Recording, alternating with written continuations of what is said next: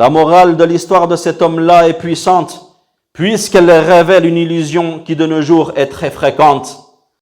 On croit souvent que ce que nous désirons est forcément un bien pour nous, alors qu'en réalité, Allah donne souvent par miséricorde, mais on oublie également qu'Allah Azza wa Jal retient aussi par miséricorde. Toi, dans l'immédiat, tu vois quelque chose qui brille, mais Allah Azza wa Jal voit ce que cela, dans 1 an, dans 10 ans, dans 20 ans, chez toi, va produire.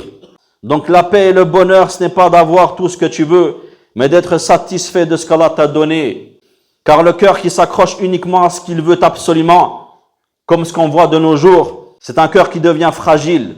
C'est une personne qui devient même le serviteur de ce qu'il désire tellement. Tandis que le cœur qui dit « moi je ne sais rien, Allah sait mieux », ce cœur se tranquillise car il sait que toute son affaire est entre les mains du Seigneur de la terre et des cieux. Donc la foi en la prédestinée, mes frères, n'est pas seulement une croyance, mais c'est une discipline du cœur. Elle t'apprend à demander à Allah ce que tu veux, bien sûr, mais surtout à lui demander que son choix soit meilleur que tes désirs.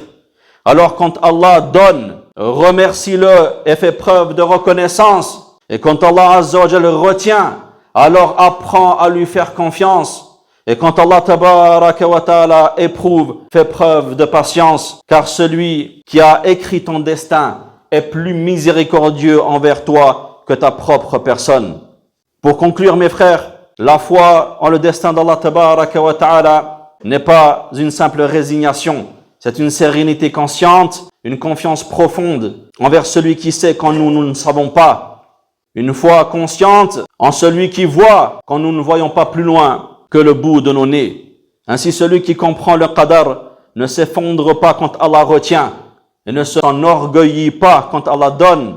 Il marche entre shukr et sabr, car dans les deux cas, il sait qu'il est le gagnant. Qu'Allah Tabaraka wa Ta'ala nous accorde une foi sincère qui apaise nos cœurs dans toute situation.